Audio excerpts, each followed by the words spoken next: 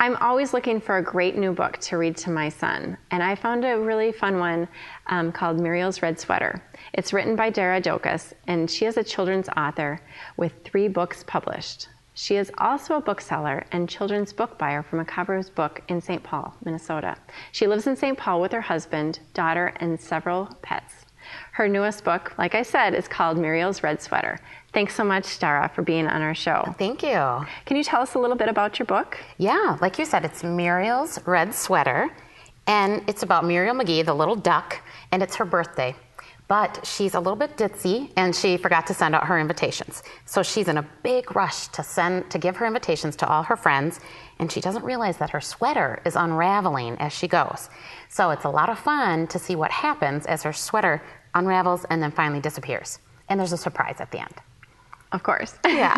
So how did you come up with the idea for this fun book? You know, it's funny. People always ask, well, how do you get your ideas?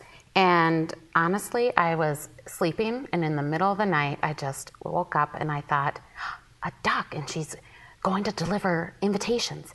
Because I knew I wanted to do a circle story, kind of where you start and end at the same spot, but something's changed. So like the sweater's unraveled. But I didn't have a concept at all. But really, in the middle of the night, I woke up and thought, okay, it's her birthday. It's a duck. Quick, go write it down before I forget. So it came to you kind of in a dream. That's kind awesome. of, yeah. So, and then where can people buy the book?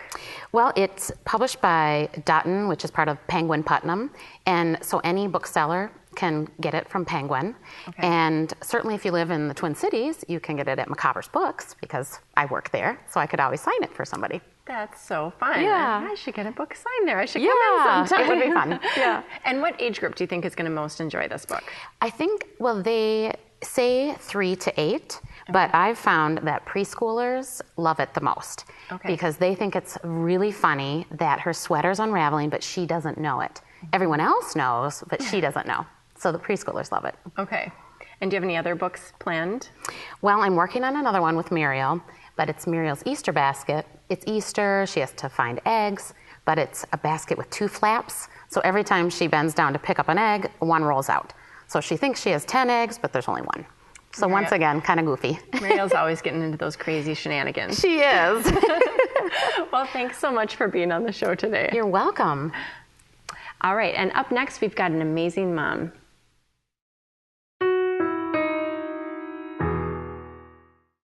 I have an amazing mom that I'd love everybody to know.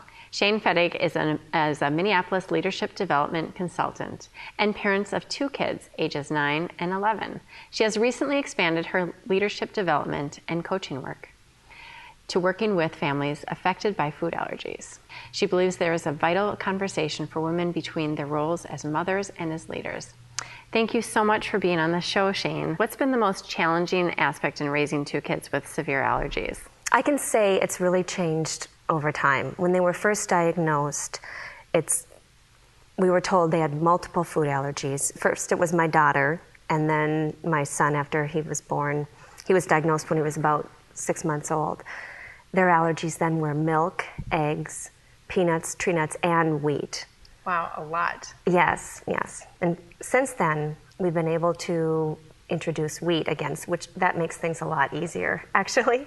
Right, because those foods are in a lot of different products. Yes. Mm-hmm, mm-hmm.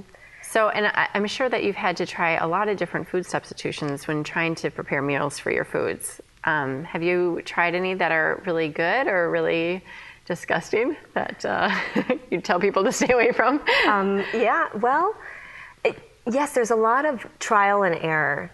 And it's been challenging in figuring out what works and what doesn't, but also kind of an experiment, and it's trying different things. So, for example, the non-dairy piece, there's a lot of different dairy substitutes, and they range the whole gamut of what really works and what, I wouldn't buy again. Mm-hmm. And for our family, my kids, I've really involved them with that. I mean, one of the challenges is finding foods that they can eat.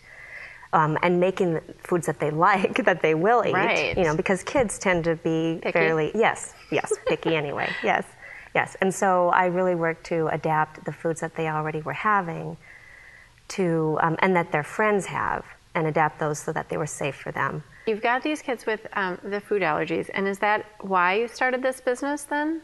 Yes, yes. I mean, I realize that it's funny because how you manage it changes as your kids grow. So at first, when they're little, if you think of a toddler, I mean, there's so much about keeping their environment safe. So going to the playground, I would have to inspect and make sure that there weren't goldfish crackers on the ground, or peanut butter. Somebody wasn't eating peanut butter. I mean, just to make sure that typically what people would think isn't dangerous to them were dangerous to my kids. So I had to be extra careful, and now that they've grown, the challenges are different.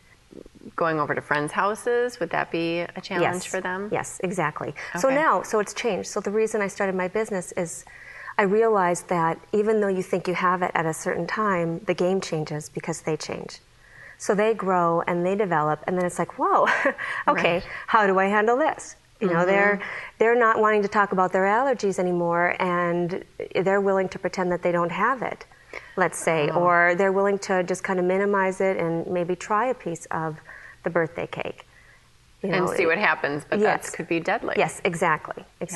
And so you're helping other people kind of cope with those issues and how to coach their own kids Yes. with the allergies? Okay. Yes. I have a background in psychology and in counseling, and as I looked at my kids and how we've managed this as a family, I thought, there's really more. You figure out the nuts and bolts of it, and you know what to do in the event of an emergency, but there's also a way that you can add extra support by looking at the developmental pieces of it. Okay. So engaging the kids where they're at in terms of their development and helping them have the skills. So as a teenager, I mean, in working with a teenager, I would really help them figure out a way that they could belong and fit in with their peer group and also manage their food allergy. So that would mean discretion if they're going out to a restaurant with their friends. It might mean saying you're going to the restroom and speaking with the chef on the side about ingredients if you need to, or your allergen on a card that you discreetly hand to the server, and or calling in advance. Yes, exactly. So it's being careful and being respectful of where they're at with their development. So it becomes a both and instead of something that they put aside and pretend that they don't have. Such a great service that you're providing, and it just seems like there's more and more allergies out there, so there's got to be more and more people that have to be really careful about this and really raising awareness. So that's great that you're working so hard with that.